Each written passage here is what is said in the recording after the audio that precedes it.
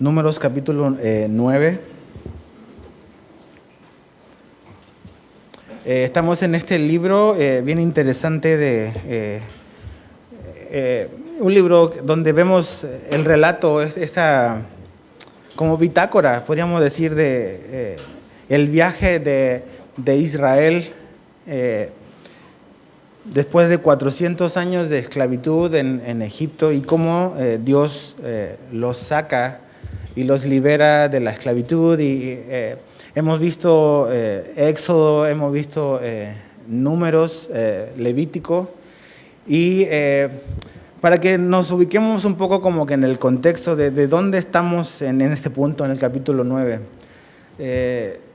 Éxodo es la historia de cómo Dios usa a un hombre llamado Moisés para sacar a Israel de la esclavitud de los egipcios. Termina Éxodo en un punto donde Dios le dice a Moisés de los planes para construir el tabernáculo. En el libro de Levítico vemos cómo eso se ve y cómo Dios le detalla y le da las especificaciones de cómo debe de armarse y cómo va a funcionar el tabernáculo, que era como el corazón de la vida del pueblo, y era el lugar donde la presencia de Dios pues iba a estar de cierta manera como que visible y como que identificable para Israel. Pero el libro de Números es eso, es la continuación en este viaje que va a tardar 40 años de finalmente llegar a la tierra prometida. Ahora, el capítulo 9 y el capítulo 10, que es el que vamos a ver esta noche, vamos a ir un poco rápido. Hay ciertas cosas que creo que son muy, muy importantes. Y el tema es lo que veo mucho y lo que Dios me habló bastante en su palabra, es que Dios no solamente está interesado y no estaba únicamente interesado en salvar y en sacar a Israel de la esclavitud. Eso era parte, ¿no? Pero no lo era todo. Así como Dios sacó y liberó a los israelitas de Egipto y de la esclavitud, Dios estaba interesado en guiarlos hacia la tierra prometida. Y eso es tan importante porque nos habla de quién es nuestro Dios. Él no nos libera, Él no nos saca de la esclavitud simplemente para que después nos diga, pues ahí háganle como quieran, váyanse, están libres y pueden vivir como ustedes quieran. Sino que realmente Dios está interesado en guiar a su gente hacia no el lugar necesariamente donde uno quisiera estar, pero el lugar donde Él nos quiere poner y donde Él nos quiere llevar. Entonces, si estás ahí en Números 9, vamos a leer los primeros 5 versículos y dice así. Dice: habló Jehová a Moisés en el desierto de Sinaí, en el segundo año de su salida de la tierra de Egipto, en el mes primero, diciendo: los hijos de Israel celebrarán la Pascua a su tiempo. El 14º día de este mes, dice, entre las 2 tardes la celebraréis a su tiempo, conforme a todos sus ritos y conforme a todas las leyes la celebraréis. Y habló Moisés a los hijos de Israel conforme a todas sus leyes, y habló Moisés a los hijos de Israel para que celebrasen la Pascua. Y se celebraron la Pascua en el mes primero, a los 14 días del mes, entre las 2 tardes en el desierto de Sinaí, conforme a todas las cosas que mandó Jehová a Moisés, así hicieron los hijos de Israel. Entonces, aquí vemos que eso ya lo vimos, la Pascua, aparece antes, aparece en el libro de Éxodo, aparece en el libro de Levíticos, aparece una mención respecto de esto, y es como un recordatorio de celebrar la Pascua. Ahora, es interesante porque tú comienzas a ver las fechas que pone y dice que en este momento, en el capítulo 9, ellos están ya en el año segundo, en el mes tanto. Eso nos está diciendo de que la cronología o las fechas están determinadas en base al día en que ellos salieron de Egipto. Entonces, ellos ya están en el segundo año, ha pasado un año desde que ellos salieron de Egipto. Ya probablemente pasaron como un año en esta área que se llama Sinaí, donde está el monte Sinaí, donde Dios les da la ley, les da sus mandamientos. Ya han pasado un año desde ese momento. Y Jesús recuerda la fiesta y el momento de la Pascua, y la palabra celebrar, si te fijas, lo podemos leer después cuando veamos todo, pero la palabra celebrar aparece como 12 veces. Le dice, van a celebrar, celebraréis y celebren. Y la palabra celebrar quiere decir hacer o ejecutar. Entonces lo que Dios le está diciendo a Israel es que ellos deben de hacer, deben de practicar la Pascua, deben de volverla a recordar, nunca deben de olvidarse. Y eso está en relación a lo que lo puedes leer después en Éxodo capítulo 12. La Pascua era el día donde ellos iban a recordar el momento en que Dios los sacó de Egipto. Cuando finalmente el faraón, después de la última plaga o del último evento, cuando mueren los primogénitos, el faraón decide como que decirle, ok, ya se pueden ir. ¿Y en qué consistía la Pascua? Ellos el día 10 de ese mes apartaban un cordero. Ese cordero era un cordero por familia. Ahora, si tu familia era de escasos recursos, tú te podías juntar con tu vecino y había un cordero por ese grupo de familia. Este cordero tenía que ser sin defecto, no podía tener ninguna mancha, y probablemente por eso lo agarrabas el día número 10, porque iba a ser sacrificado el día 14, y eso te permitía como que a identificarlo y a observarlo si tenía algún imperfecto o algún defecto. Y el día 14 era sacrificado y con la sangre se pintaba la puerta. ¿Por qué? Porque eso iba a ser la señal cuando Dios iba a pasar o la muerte iba a pasar e iba a tomar la vida del primogénito.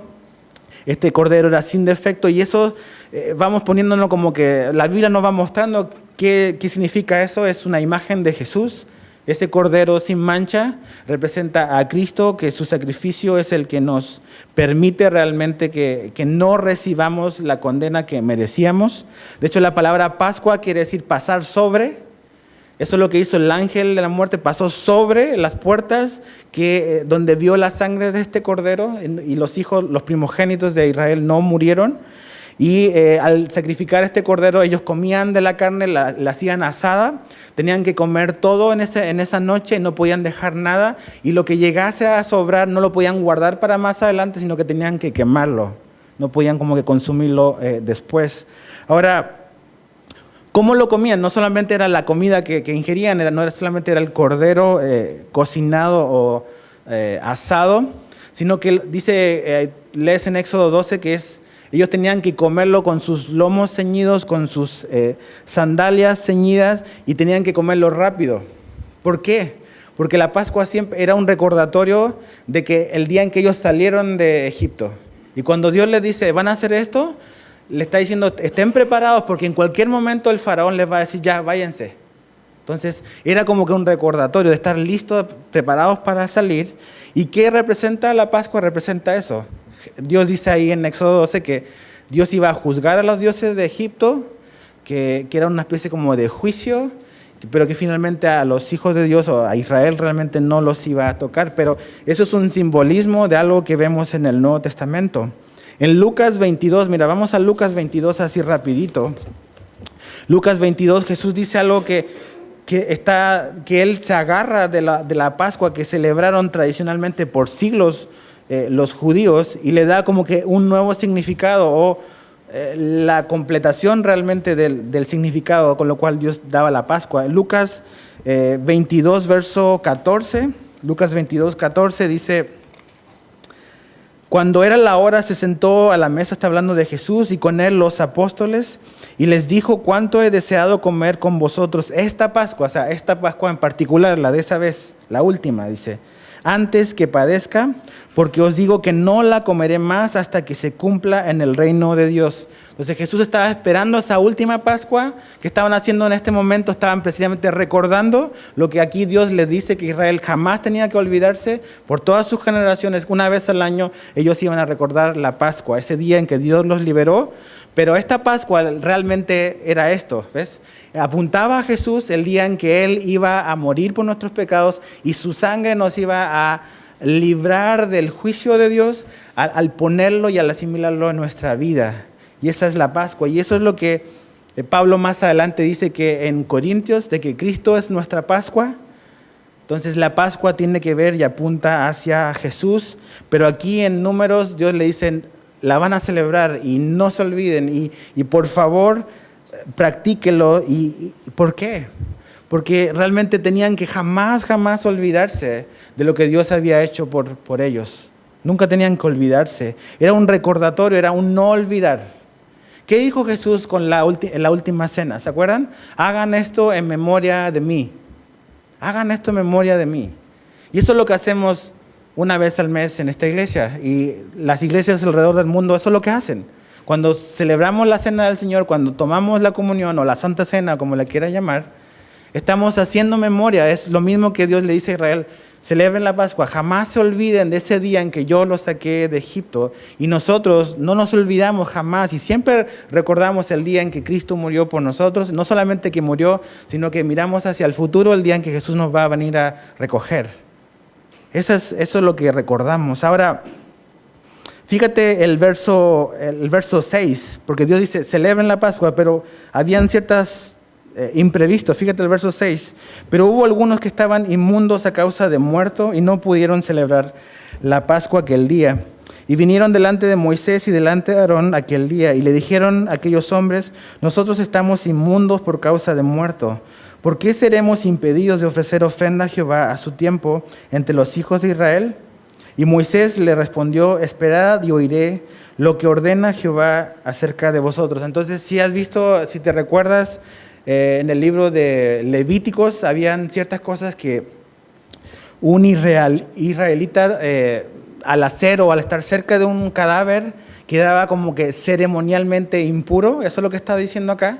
O sea, ceremonialmente no podía como que participar en las cosas religiosas de la vida de Israel. Entonces, ¿por qué? Porque no podían acercarse a un cadáver. Entonces vienen estas personas, le dicen a Moisés, oye, ¿qué onda con nosotros? O sea, la Pascua es una fiesta importantísima para Israel y para cualquier judío. Entonces le dicen, o sea, como estuvimos cerca de un cadáver o quizás alguien se murió en mi familia y tuvo que sepultarlo, ¿eso ya los hacía impuros ceremonialmente?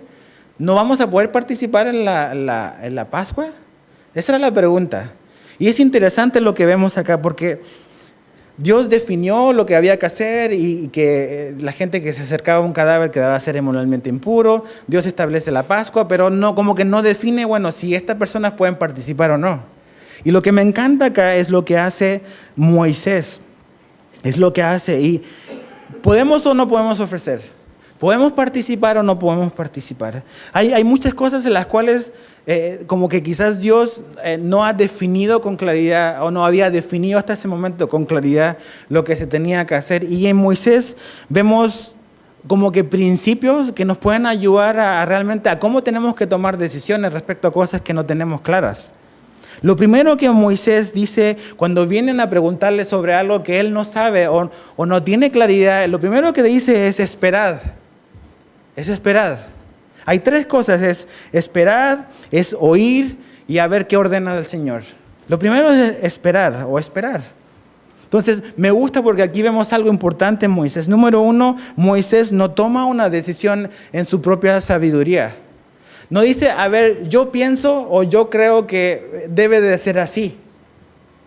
O sea, él no quiere ser sabio en su propia opinión. Él podría haber dicho, finalmente, ¿quién podría en cierta manera como que desafiar su palabra o su autoridad? Pues es Moisés, ¿no? Pues lo que él diga es ley y no. Moisés no quiere dar o emitir una opinión o tomar una decisión basado en su criterio o lo que él piensa. Número dos, Moisés no quiere tomar una decisión como que basado en su deducción, o sea, como que yo me imagino o quizás como que interpretando esto quizás es esto. Tampoco lo hace así. Tampoco Moisés quiere como que apresurarse. ¿Te ha pasado a veces de que dices, o sea, tengo que tomar la decisión ahorita, me vinieron a preguntar y como que tengo que decidir ahora? Y acá Moisés me dice, ¿sabes qué? A ver, haz esto. No, dice, espera. ¿Nos gusta esperar? No, ¿verdad? No nos gusta, a nadie nos gusta esperar. Y cuando tenemos una situación por delante, realmente a nadie le gusta esperar como que, a ver, ¿qué hay que hacer? Pero aquí Moisés dice, no, esperen, no nos apresuremos. Yo tampoco me voy a apresurar, dice Moisés. No quiere apresurarse. De hecho, la palabra esperar quiere decir quedarse de pie en espera de órdenes. Entonces, cuando Moisés le está diciendo, esperad a esta gente, le está diciendo, esperen hasta recibir órdenes. Y me gusta eso, porque a veces como que actuamos muy rápido y realmente como que actuamos por inercia, como que actuamos y decidimos simplemente por, no sé, por azar, por lo que yo pienso, por lo que yo quiero, por lo que me imagino, y realmente no es un criterio, o a veces incluso tomamos decisiones por lo que consideramos bueno o malo. Pero ves, por ejemplo, en el libro de Hechos, que hay muchas cosas que Dios, y específicamente el Espíritu Santo, detuvo a Pablo de hacer, que podríamos considerar de que eran buenas, como quizás ir a visitar una iglesia. ¿Qué tiene de malo ir a visitar una iglesia? ¿Qué tiene de malo de ir a visitar a los hermanos? Nada. Pero el criterio no era es bueno o es malo, es la voluntad de Dios o no es la voluntad de Dios. ¿Es el momento ahora o no es el momento ahora? Entonces, es quedarse en pie hasta recibir órdenes. ¿Y sabes qué? Espera es una respuesta. A veces Dios nos va a decir, espérate tantito. O sea, y estamos así como que, no, necesitamos saber ahora. Y a veces Dios nos hace esperar y nos prueba y nos va formando en la espera y nos va haciendo pacientes. Tenemos que esperar, no tenemos que tomar decisiones rápido. Ahí van a haber ocasiones donde sí la respuesta tiene que ser así como que es ahora, pero realmente si pensamos y somos bien honestos con nosotros mismos, muchas veces las decisiones las tomamos simplemente apresurados. No era necesario quizás responder en ese momento y por haber dado una respuesta en ese momento nos metimos en un tremendo problema después por no haber sabido esperar. ¿Esperar qué?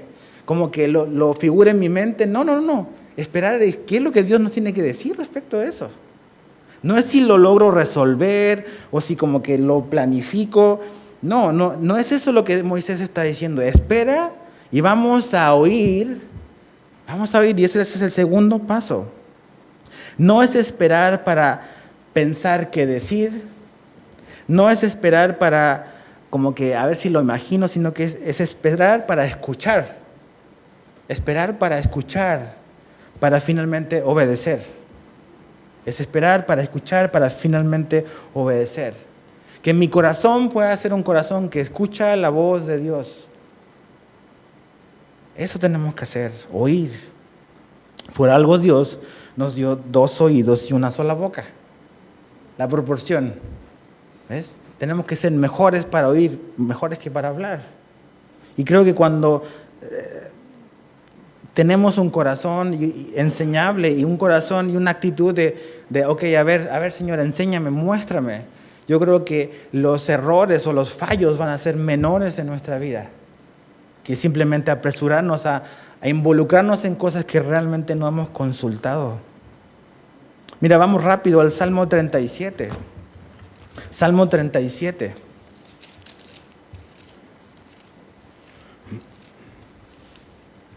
El Salmo 37, 37:7 dice: guarda silencio ante Jehová y espera en él. No te alteres con motivo del que prospera en su camino, por el hombre que hace maldades. Dice, guarda silencio. ¿Cuántas veces has tomado un tiempo para orar y para no decirle nada a Dios? ¿Te imaginas? O sea, oración también es vas y buscas a Dios y guardas silencio. Hemos transformado la oración en un monólogo. Y simplemente sí hablamos, y eso es el privilegio de la oración. Podemos hablar con Dios, pero también tenemos que aprender a guardar silencio. Dice, guarda silencio, espera en Él.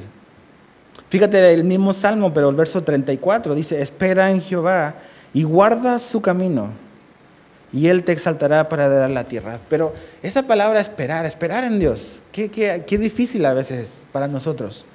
Vivimos en una cultura donde todo es rápido, donde tenemos que decir en caliente y si no, pensamos que se nos va a ir la posibilidad. Y estamos así apresurados porque todo es ahora, todo es instantáneo, todo tiene que ser para hoy, para ayer. Y vemos que Dios no funciona así.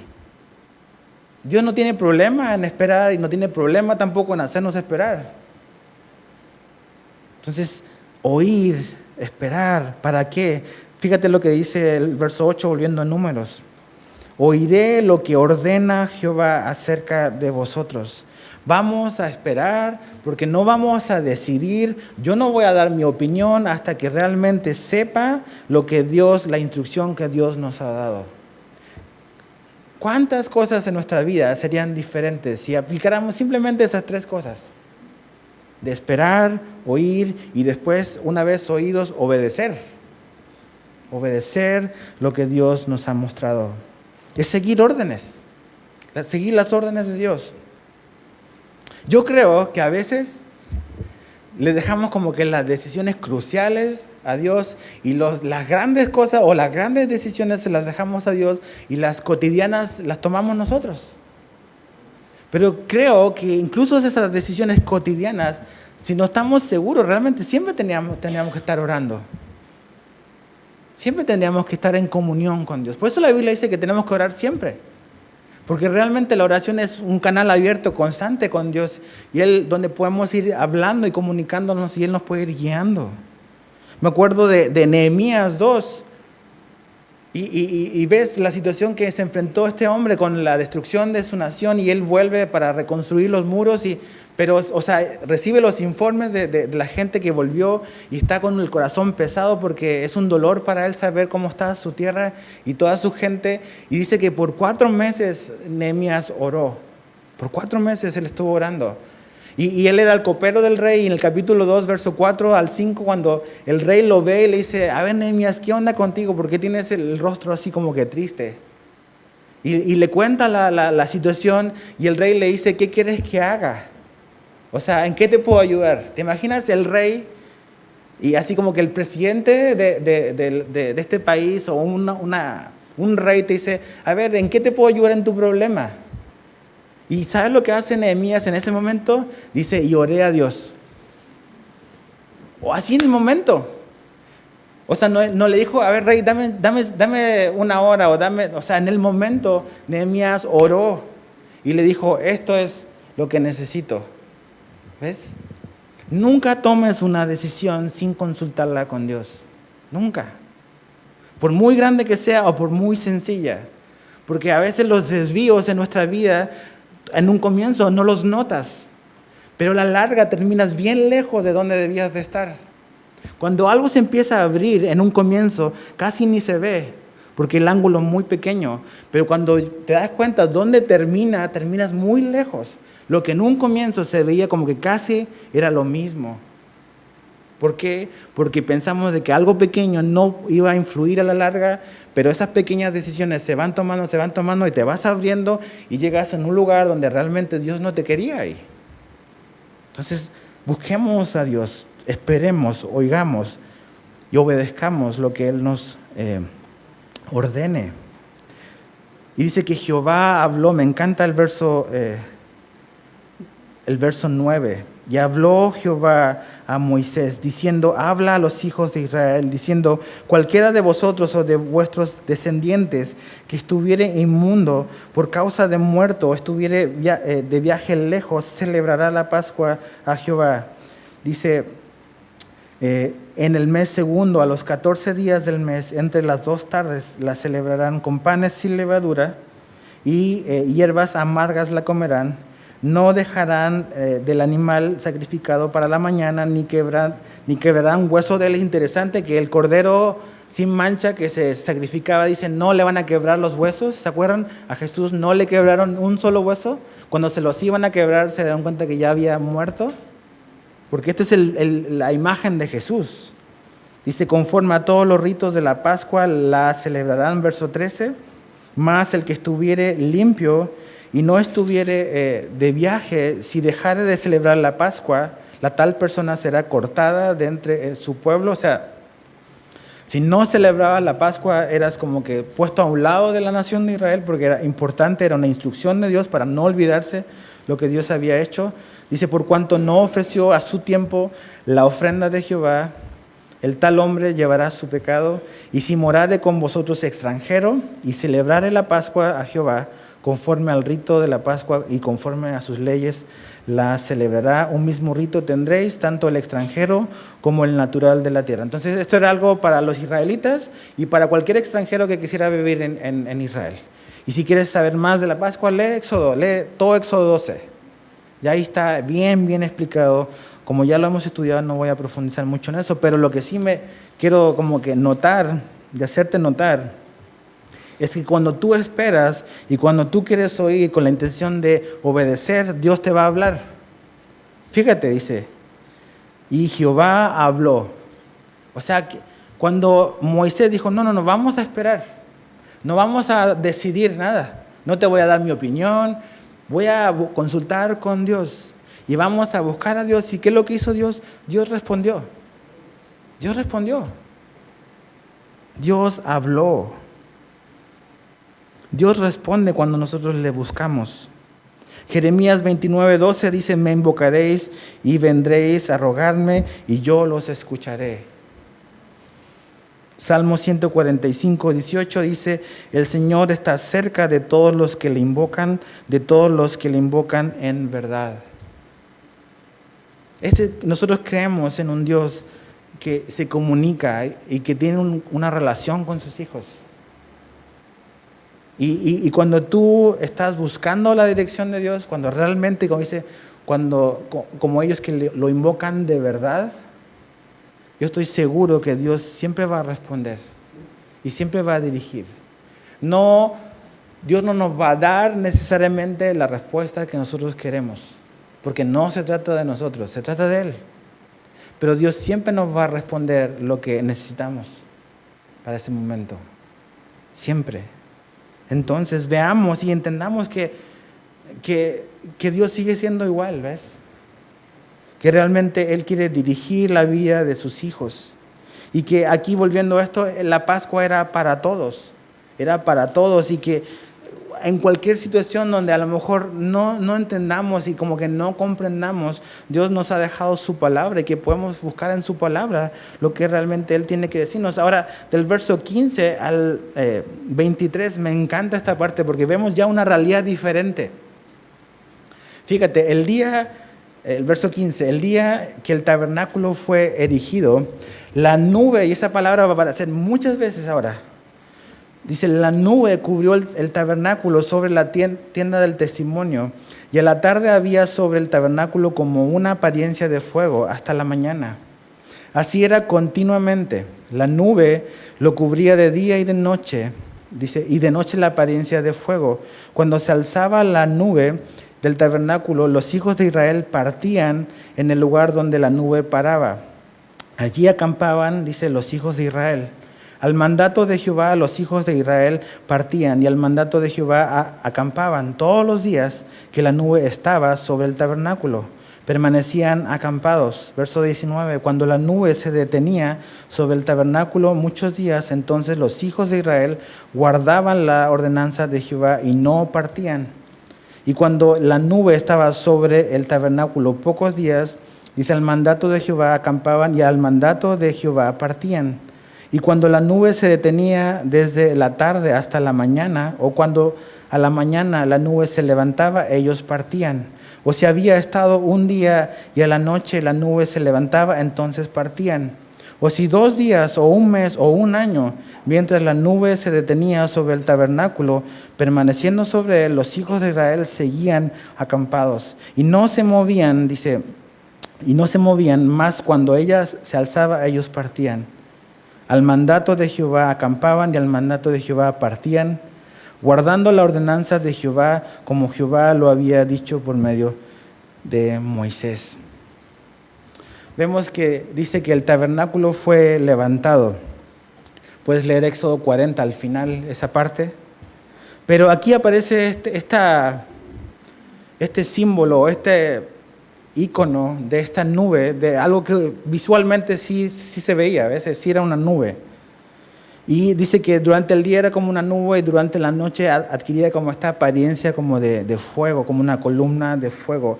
Y esa nube representaba la presencia de Dios para Israel. Una manera visible de ver como una manifestación de este Dios que los había liberado, pero que ahora quería hacer otra cosa que lo que dije en un comienzo. Los quiere guiar, los quiere dirigir. Y junto con ser un simbolismo de la presencia de Dios, es una realidad de la dirección de Dios para con Israel. Y dice que mientras ellos anduvieron en el desierto todos los años, jamás se apartó esto de ellos. Nunca. Ahora, ¿qué es lo que...? Mucha repetición y como que te puedes enredar, ¿no? La palabra nube aparece 12 veces mencionada. 12 referencias a esta nube. Entonces, la nube se mueve, ¿y qué ocurre? Israel se mueve. La nube se detiene, Israel se detiene. La nube permanece en un lugar cierto determinado tiempo, e Israel permanece ahí días, meses, y dice, incluso en la noche, años. Si la nube se empieza a mover en la noche, Israel se mueve incluso de noche. ¿Y qué vemos ahí? Vemos que realmente Dios quiere dirigirles. ¿Ves? Quiere dirigir sus vidas, quiere dirigir a esta nación, quiere dirigirlos. Entonces, es importante porque a veces podemos tener esta idea. La nube seguía a Israel.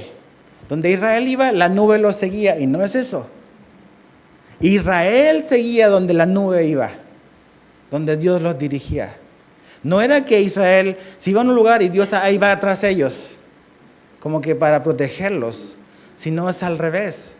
Se comenzaba a mover la nube, Dios empezaba a marcar el rumbo, la dirección, e Israel se levantaba todo el campamento e iba tras la dirección que Dios le estaba mostrando.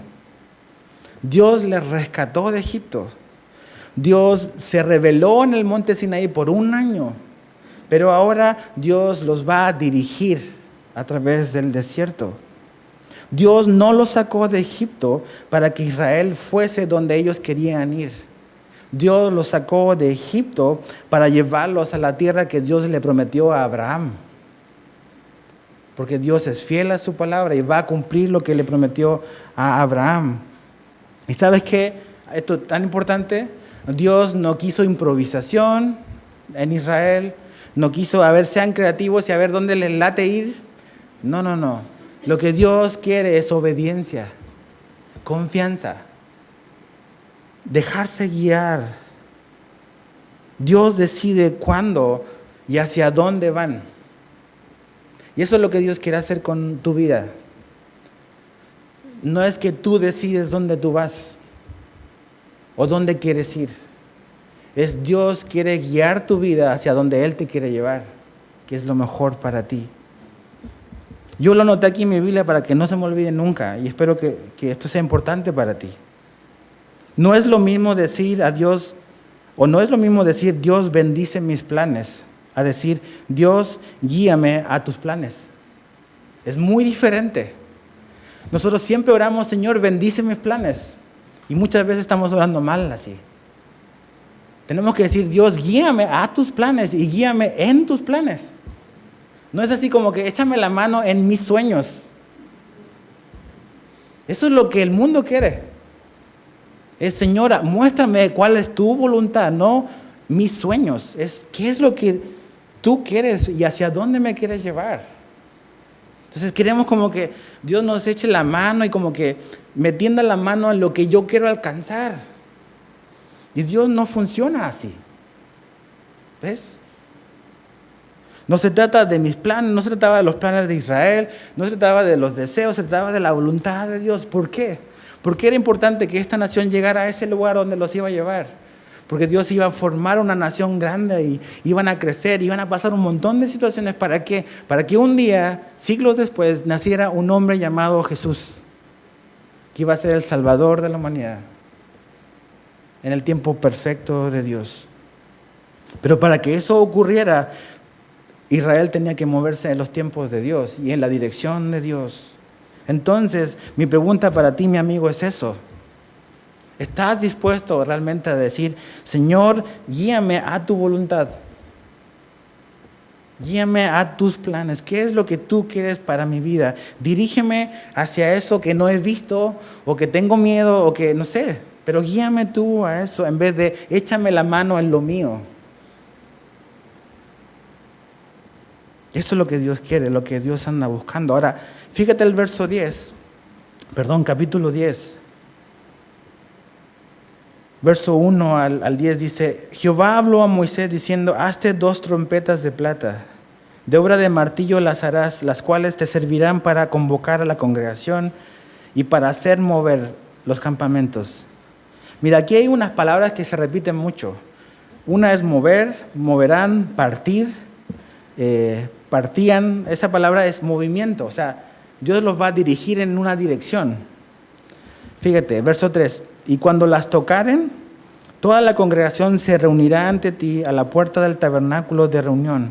Mas cuando tocaren una sola, entonces se congregarán ante ti los príncipes, los jefes de los millares de Israel. Y cuando tocares alarma, entonces moverán los campamentos de los que están acampados al oriente. Y cuando tocareis alarma la segunda vez, entonces moverán los campamentos de los que están acampados al sur. Alarma tocarán para sus partidas, pero para reunir a la congregación tocaréis mas no con sonido de alarma. Los hijos de Aarón, los sacerdotes, tocarán las trompetas y las tendréis por estatuto perpetuo por vuestras generaciones. Y cuando saliereis a la guerra en vuestra tierra contra, dice, el enemigo que os molestare, tocaréis alarma con las trompetas y seréis recordados. Y seréis recordados, dice, por Jehová vuestro Dios, y seréis salvos de vuestros enemigos. Y en el día de vuestra alegría y en vuestras solemnidades, o sea, en sus rituales, y en los principios de vuestros meses tocaréis las trompetas sobre vuestros holocaustos, o sea, los sacrificios, y sobre los sacrificios de paz, y os serán por memoria delante de vuestro Dios, yo Jehová vuestro Dios. Entonces vemos aquí en el capítulo 10 estas trompetas. Y me encanta cómo es Dios, porque, a ver, los está organizando. Y, ok, van a haber señales, ¿no? Si suena 2 veces, todo el campamento se tiene que reunir. Si suena una vez, solamente los líderes tienen que llegar. Y así, ¿no? Porque vamos a salir organizados. Imagínate mover y movilizar a 2 millones y medio de personas. O sea, es un montón de organización, es un montón de dolores de cabeza. Y Dios los ha ido ordenando, ¿no? Pues eso es el libro de Números, o sea, son censos y ubicados y posicionados en cierto lugar para salir en orden, para glorificar a Dios. Pero me encanta lo que dice, fíjate el verso 9, dice, y cuando saliereis a la guerra en vuestra tierra contra el enemigo que os molestare. Dice, incluso después que ya lleguen a la tierra que les pertenece, estas trompetas las van a recordar incluso ahí. Y me llama mucho la atención porque tenemos esta idea de la tierra prometida es la tierra donde ya no hay problemas. Y no. Dice, cuando estén en esa tierra van a tener incluso enemigos. Y ves la historia de Israel en la tierra prometida y tuvieron enemigos a sus vecinos. Entonces, a veces algunos cristianos piensan que, ok, la tierra prometida para el cristiano es el paralelo a irse al cielo. Y no es irse al cielo. La tierra prometida, la vida cristiana, es la plenitud de la vida que Cristo nos quiere dar. Porque en el cielo no tenemos enemigos, no vamos a andar peleando por cosas. Pero el llegar a ese lugar donde Dios me quiere bendecir, donde Dios quiere darme la plenitud de todo lo que Él me quiere dar, eso va a implicar una lucha. Va a implicar conflicto, ¿ves? No va a ser tan sencillo, no va a ser fácil. Y mientras estemos en este mundo, el llegar a la plenitud de la estatura de Cristo, van a haber obstáculos y van a haber situaciones donde no va a ser fácil.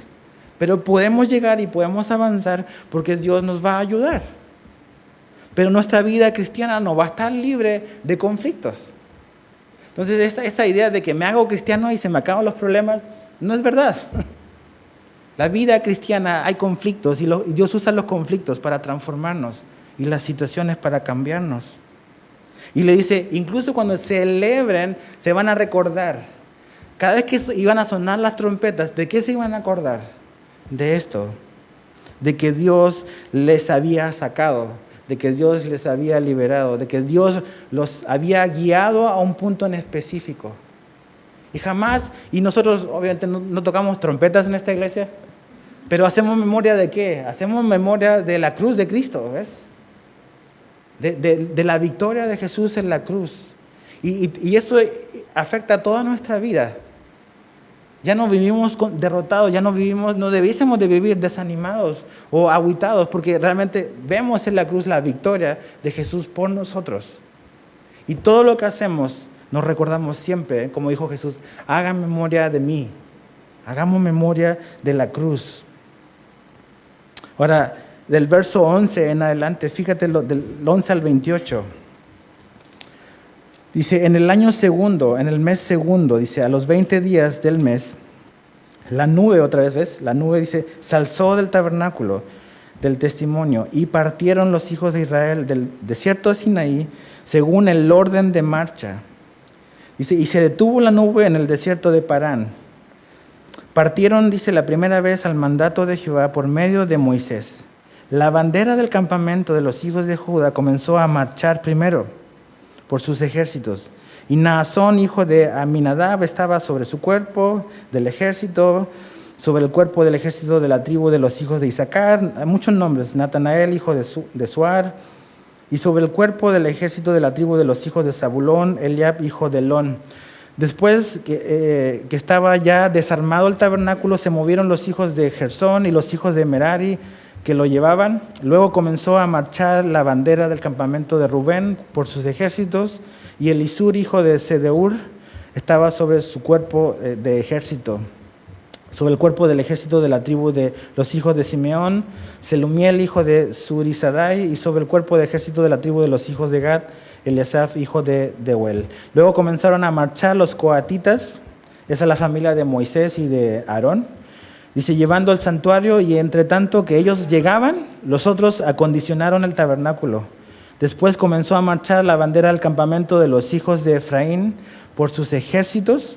Dice, y Elisama, hijo de Amiud, estaba sobre su cuerpo de ejércitos.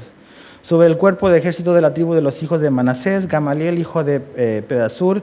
Y sobre el cuerpo del ejército de la tribu de los hijos de Benjamín, Abidán, hijo de Gedeoni. Luego comenzó a marchar la bandera del campamento de los hijos de Dan por sus ejércitos, a retaguardia de todos los campamentos, y Asier, hijo de Amisadai, estaba sobre su cuerpo de ejército. Sobre el cuerpo de ejército de la tribu de los hijos de Aser, Pagiel, hijo de Ocrán.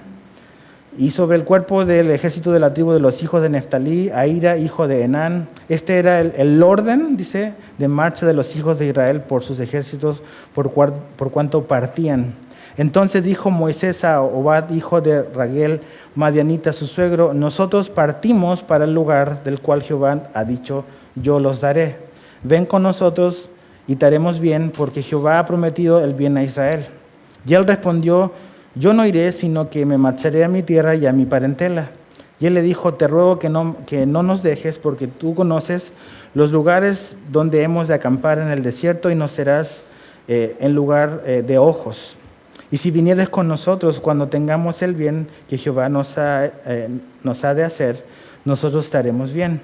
Así partieron al norte, al monte de Jehová, camino de 3 días, y el arca del pacto de Jehová fue delante de ellos camino de 3 días, buscándole lugar de descanso.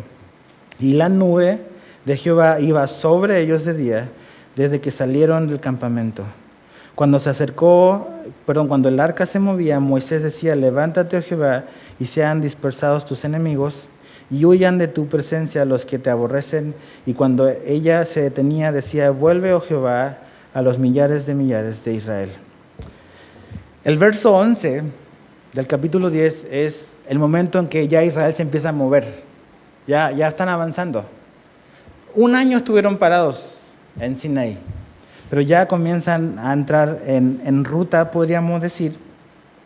Va Israel rumbo a la tierra de Canaán. Ahora, ¿cuántas cosas hay acá? 4 cosas que veo, que observo, que creo que son importantes. Número 1, Veo que dice avanzar y marchar y como que esta idea de que vamos moviéndonos todos juntos a la orden de Dios. Y ves las banderas como para una ayuda visual de, esta es mi familia, a ver, todos los de rojo, no todos los con esta insignia, vamos avanzando. Y ves que hay un orden. Marchar o ser guiados por Dios significa orden. Hay orden en Israel. Dios estableció orden. Fíjate el verso 14, dice, y comenzó a marchar primero, o sea, uno empezó a marchar primero. Fíjate el verso 17, después que estaba ya desarmado el tabernáculo, otra cosa. Verso 18 dice, luego comenzó a marchar el siguiente. Verso 21, luego comenzaron a marchar otros. Verso 25 dice, luego comenzó a marchar tal. ¿De qué te habla eso? De que Dios es un Dios de orden. Y para que esto se vea armonioso y para que esto glorifique a Dios, cada quien tiene que avanzar y moverse en un tiempo determinado. Y vemos que es tan importante el orden para Dios. Dios es un Dios de orden. Ves la creación y ves, todo está en su lugar. Si no hubiese orden en el universo, ya estaríamos fritos hace tiempo. Planetas chocando con otros planetas, es un relajo. Pero ves la creación y todo está donde Dios lo puso. Y eso glorifica a Dios. Dice que los cielos cuentan la gloria de Dios y lo ves todo ordenado. Y ves a Israel, lo ves todo ordenado, uno sale antes, después el otro, y y se ve ordenado y se ve hermoso. Y sabes que la iglesia de Cristo debiese ser igual. Cada quien en un lugar, cada quien haciendo algo, orden. Después lo segundo que veo es juntos a otros, o sea, este caminar, este marchar es tribus y familias que van junto a otras familias. A familias que a lo mejor no se conocen, pero están en este caminar por el desierto, de diferentes tribus en una misma dirección, pero diferentes personas. Y ves a la iglesia de Cristo también ahí en eso. Somos muy diferentes, tú y yo. Y probablemente muy diferente tú con el que está sentado a tu lado, al frente o atrás. Pero vamos marchando en una misma dirección. No hacia donde yo les quiero llevar como pastor, no a donde tú quieres ir, sino a donde Cristo nos está guiando. Y la vida cristiana es eso, es marchar con personas a tu lado. La vida cristiana no es una vida del llanero solitario. Que dices, tú no puedes decir, yo no necesito la iglesia. Si tú no quieres a la iglesia, no quieres a Jesús. Jesús es, la novia de Jesús se llama iglesia. Y Él dio su vida por ella, por comprarla.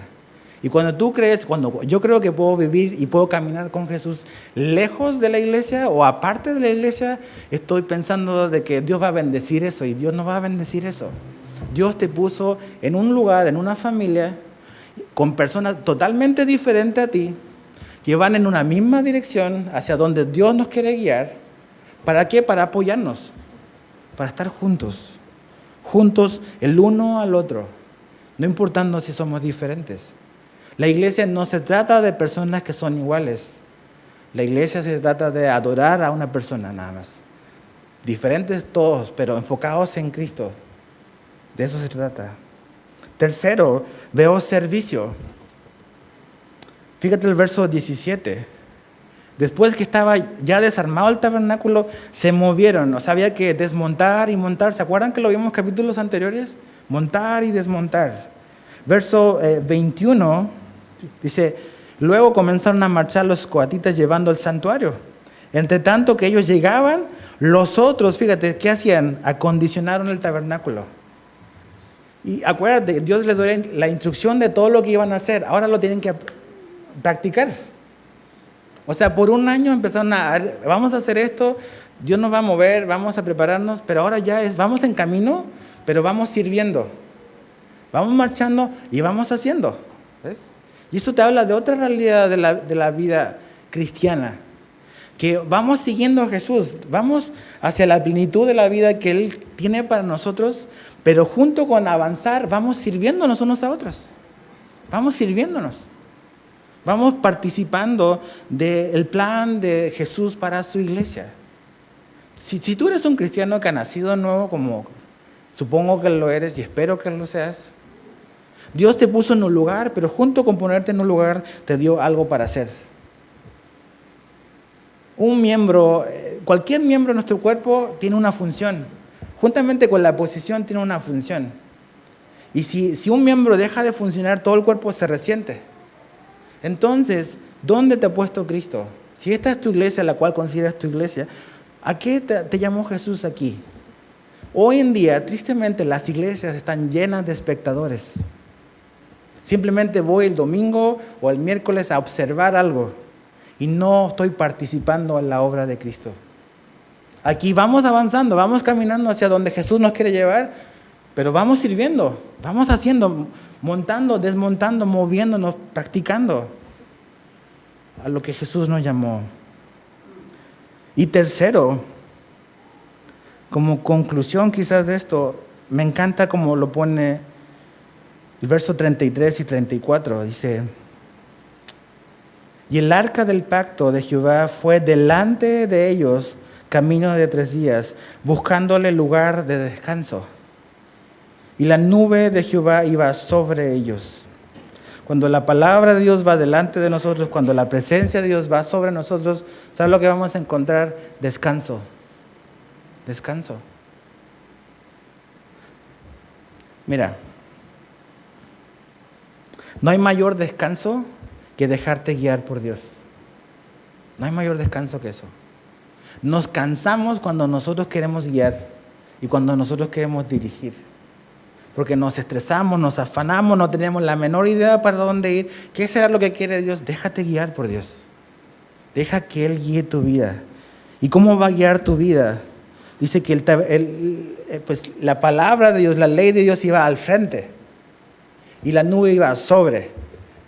Cuando la palabra de Dios guía tu vida y cuando tienes la presencia de Dios en tu vida, eso es lo que necesitas para que Dios te guíe hacia donde Él te quiere llevar. Y vas a obtener descanso. Jesús dijo: mi carga es ligera, mi yugo es fácil. ¿Estás cansado? Dice: lleva mi yugo. Y no me refiero a estar cansado físicamente. Todos nos cansamos físicamente. Incluso en el ministerio te vas a cansar físicamente. Pero lo que Jesús está diciendo, está hablando de un agotamiento interno, de un cansancio interno.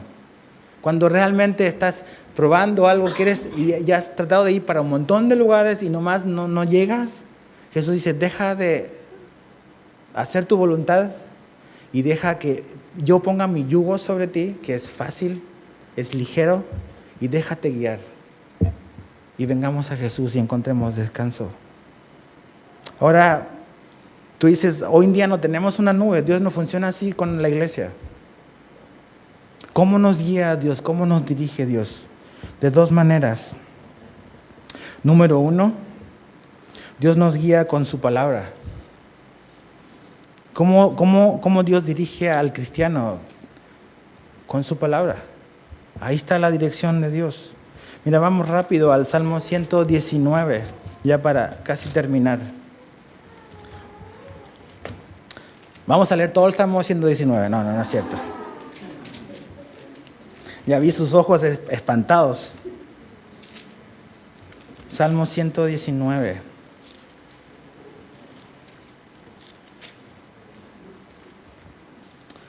Verso 107.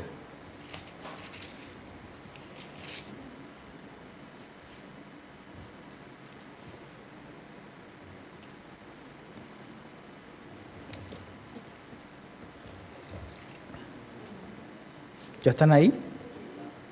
Verso 105, mejor. Lámpara es a mis pies tu palabra y lumbrera a mi camino. Juré y ratifiqué que guardaré tus juicios, tus justos juicios. Afligido estoy en gran manera. Vivifícame, oh Jehová, conforme a tu palabra. Te ruego, oh Jehová, que te sean agradables los sacrificios voluntarios de mi boca y me enseñes tus juicios. Mi vida está de continuo en peligro, mas no me he olvidado de tu ley. Me pusieron lazo los impíos, pero yo no me desvié de tus mandamientos. Por heredad he tomado tus testimonios para siempre, porque son el gozo de mi corazón. Mi corazón incliné a cumplir tus estatutos de continuo hasta el fin. Aquí veo como 5 cosas que son importantes de la palabra de Dios. Número 1, la palabra de Dios es una guía, es una lumbrera en el camino. Esa es la lumbrera que el hombre necesita. El hombre no necesita humanismo, el hombre no necesita cualquier otra cosa, el hombre necesita la palabra de Dios. Esa es la lumbrera. Está oscuro y lo único que me va a hacer ver el camino es la palabra de Dios, es una lumbrera. Número 2, la palabra de Dios me enseña cómo agradarle. Fíjate el verso 108, dice que te sean agradables los sacrificios voluntarios de mi boca. La palabra de Dios me guía a cómo agradar a Dios. ¿Cómo yo puedo responder a ese Dios que me amó y que dio su vida para mí? La palabra de Dios me va a mostrar y me va a guiar a lo que yo debo de hacer o cómo debo de responder a Dios. La palabra de Dios nos libra del peligro, nos previene el peligro. Fíjate el verso 109. Mi vida está de continuo peligro, mas no me he olvidado de tu ley. En eso nos guía la palabra de Dios. Así nos guía Dios. La palabra de Dios también nos guía previniéndonos del engaño. El verso 110. Me pusieron lazo los impíos, es una trampa. Pero yo no me desvié de tus mandamientos. Y finalmente la palabra de Dios nos guía hasta el fin y con la mente en la eternidad. Verso 111 dice, por heredad he tomado tus testimonios para siempre. Dice el verso 112, mi corazón incliné para cumplir tus estatutos de continuo hasta el fin. Así nos guía Dios por su palabra. Así nos guía Dios hoy. Y lo segundo, Dios nos guía por su Espíritu. Vamos a Juan 14. Y ahora sí terminamos con esta parte. Dios nos guía con su Espíritu. Juan capítulo 14. Jesús está por partir, está en ese momento tan importante de las últimas horas con sus discípulos. Y fíjate lo que dice 14:26. Dice, más el Consolador, el Espíritu Santo, a quien el Padre enviará en mi nombre, Él os enseñará todas las cosas y os recordará todo lo que yo he dicho. ¿Cómo actúa Dios a través de su Espíritu? Y el Espíritu hace que nos recuerda y nos enseña las cosas de Cristo. El capítulo siguiente, capítulo 15, verso 26, dice, pero cuando venga el Consolador, a quien yo os enviaré del Padre, el Espíritu de verdad, el cual procede del Padre, Él dará testimonio acerca de mí. Pero dice que el Espíritu Santo es el Espíritu de verdad. Dios nos va a guiar a la verdad a través de su Espíritu, recordándonos las palabras de Jesús. Y finalmente Juan 16, el capítulo siguiente, pero verso 13. Juan 16, 13 al 15. Pero cuando venga el Espíritu de verdad, Él os guiará a toda la verdad. ¿Ves? Él nos guiará a toda la verdad. Porque no hablará por su propia cuenta, sino que hablará de todo lo que oyere y os hará saber las cosas que habrán de venir. Él me glorificará porque tomará de lo mío y os lo hará saber. Todo lo que tiene el Padre es mío, por eso dije que tomará de lo mío y os lo hará saber. Dice que Él guiará, el Espíritu Santo vino a guiarnos, es el ayudador. Y esto es bien fácil. En un lugar o en la vida de una persona que está siendo guiada por el Espíritu Santo, o en una iglesia donde el Espíritu Santo está guiando y está obrando, el centro no es el Espíritu Santo. El centro es Jesús. Hoy en día vemos cada cosa bien rara y bien loca. Y todos le echan la culpa al Espíritu Santo. En un lugar donde está saturado del Espíritu Santo, el centro es Jesús. No el hombre, no las cosas raras, es Cristo. Porque eso es lo que vino a hacer. Apuntarnos a Jesús. El Espíritu Santo es, no me miren a mí, miren a Jesús. Ahí está el centro. Y final, Romanos 8. Ahora sí final, estoy diciendo final hace rato. Es que son versículos importantes. Romanos 8, verso 4 al 5. Romanos 8, 4 al 5 dice, puedes leerlo después todo el capítulo, dice, para que la justicia de la ley se cumpliese en nosotros, que no andamos conforme a la carne, sino conforme al Espíritu. Está hablando de la vida cristiana. Un cristiano anda no conforme a la carne, conforme al Espíritu. Dice, porque los que son de la carne piensan en las cosas de la carne, pero los que son del Espíritu en las cosas del Espíritu. Entonces, ¿cómo sabes si tú eres un hombre carnal o un hombre espiritual? ¿Sabes cómo vas a poder saberlo? En qué estás pensando. Ese es el filtro. ¿Cómo sé si soy un hombre o una mujer carnal o espiritual? ¿En qué estás pensando? Dice que el hombre espiritual piensa las cosas del Espíritu, pero el carnal es la de la carne. Bien fácil. Verso 13, bajas ahí el verso 13, dice, porque si vivís conforme a la carne, moriréis, mas si por el Espíritu hacéis morir las obras de la carne, viviréis. Porque todos los que son guiados por el Espíritu de Dios, estos son hijos de Dios. ¿Te das cuenta?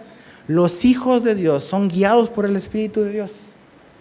La pregunta es, ¿quién guía tu vida? ¿Quién guía tu vida? ¿Quién guió a Israel en el desierto? Dios. ¿Quién quiere guiar a los cristianos? El Espíritu de Dios, Dios. ¿Te acuerdas lo que vimos el domingo? La parábola de Jesús. ¿Qué era lo que no quería la gente de sus conciudadanos? Que no reine sobre nosotros. Que no reine sobre nosotros. Y hablando de Cristo. ¿Cuál es nuestro problema? Es ese. Que queremos hacer nuestra voluntad. Que no estamos dispuestos a morir a nosotros. Que somos cristianos berrinchudos, que queremos que se haga la nuestra y nomás no nos rendimos. Y después nos estamos quejando. Dios es tan bueno, tan misericordioso, que Él nos envió a otro igual como Él, el Espíritu Santo, para guiarnos y para no andar de tropezón tras tropezón. Y eso es lo que Él quiere hacer, ¿ves?